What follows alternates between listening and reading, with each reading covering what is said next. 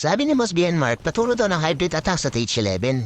At marami pa nga nanghihingi ng tips para sa attack sa TH11. Pero wag na yung Queen Charge, masakit sa ulo yan. Kaya dito tayo sa mas madali sa request ni Boss Mark, air and ground naman daw.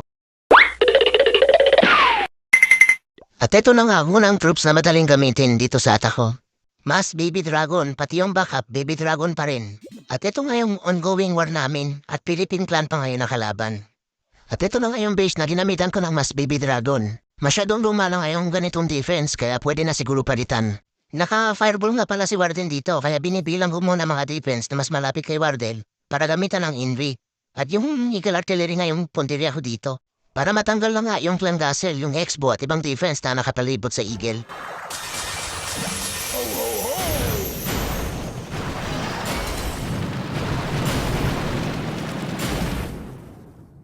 At ayun na nga, natanggal na yung Eagle kasama ng Clan Castle at ibang defense. Kaya kung nga po sa inyo guys, iprayo nyo na yung Fireball ni Warden.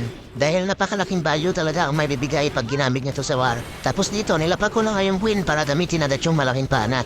Para targetin sana yung dalawang air defense dahil pasakit yan sa mga Baby Dragon. Kaso mahina yung tutok kaya isa lang yung natanggal.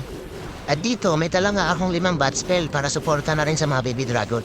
At inaantay ko nga lang matanggal yung mga Wizard Tower na magiging pasakit sa mga bad spell. At dito, nilapag ko naman yung Stone Slammer para matanggal na rin yung Wizard Tower na nasa baba.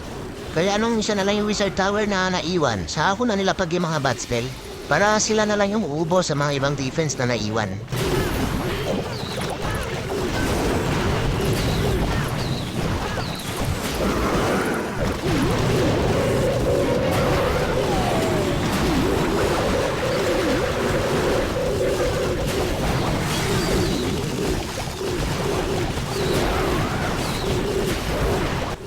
At ayun na nga, kita na yung future na mga ka-3-star na. Pero teka, ba't nga pala ako may dalang wall breaker? Hindi naman pala makagamit. Kaya dito, tinapon ko na lang.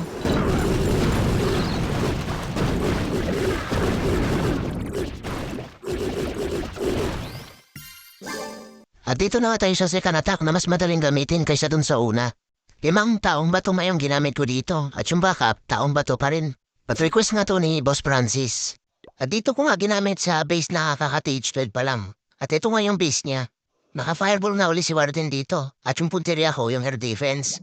Para matanggal na yung single IT na nasa likod niya. Dahil pasakit yun sa mga taong bato. Kaya ginamitan ko lang muna ng MB yung defense na mas malapit kay Warden para diretso dun sa air defense yung fireball. At ayun nga, sa pool sa bunbunan kaya natanggal na yung single IT pati mga ibang defense. At the same time, nakapag-create na rin ng funnel. Kaya yung mga golem, diretso na lang dito sa may BK. Kaya dito nilapag ko na si Queen para mahila na si Warden at sumama sa mga taong bato dahil wala naman siyang gagawin dun sa gilid. At naka-siege barracks na ako dito at dito ko nga nilapag sa may baba. Para pag lumabas yung mga peka kasama ng wizard, malinis na nila yung mga kalat dyan sa labas.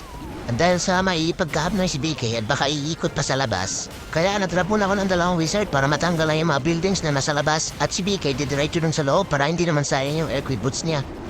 Tapos ayun, support na lang ng rage spell at jump spell para bahala na sila magwala dyan sa loob.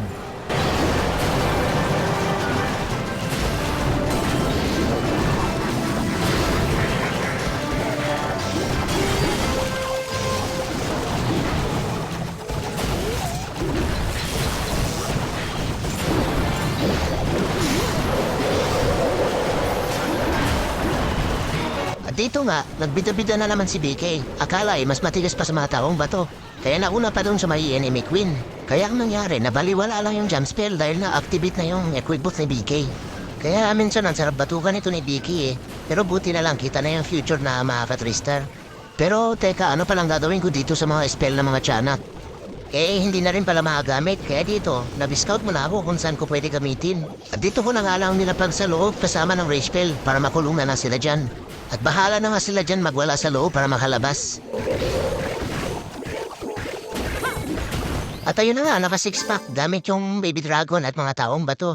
Kaya ako nga po sa inyo guys, wag na wag nyo itong subukan gamitin dahil mga tsamba lang yung mga attack ko.